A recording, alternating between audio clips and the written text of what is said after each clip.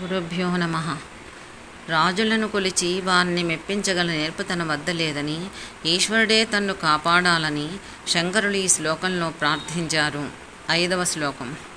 స్మృతౌ శాస్త్రే వైద్యే శకున కవితాగాన ఫణితౌ పురాణే మంత్రే వాస్తుతి నటన హాస్యేష్వచతురః కథం రాజ్ఞాం ప్రీతిర్భవతి మయి కోహం పశుపతే పశుం మాం సర్వజ్ఞ ప్రదిత కృపయా పాలయ విభో. సర్వజ్ఞుడమైన ఓ ఈశ్వర, మనుస్మృతి వంటి స్మృతుల యందు గాని, తర్క వ్యాకరణముల వంటి శాస్త్రముల యందు గాని, వైద్యమునందు గాని, శకునములు చెప్పుట యందు గాని, కవిత్వమును అల్లుట యందు గాని, సంగీతమును పాడుట యందు గాని, సభలలో వాగ్వాదము చేసే వాచావిష్కరణమునందు గాని, పురాణ కాలక్షేపం చేయుట యందు గాని, మంత్రప్రయోగమునందు గాని, ఇతరులను స్తుతి చేయుట యందు గాని, నాట్యమునందు గాని, హాస్య ప్రసంగమునందు గాని నాకు నేర్పు లేదు. అటువంటి నా యందు రాజులకు ప్రేమ ఎలా ఏర్పడుతుంది?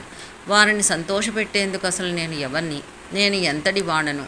శృతి, స్మృతి, పురాణేతిహాసములందు ప్రసిద్ధుడమైన ఓ ప్రభు, నేను పశువును, నీవు పశుపతివి. కాబట్టి నన్ను దయతో కాపాడు.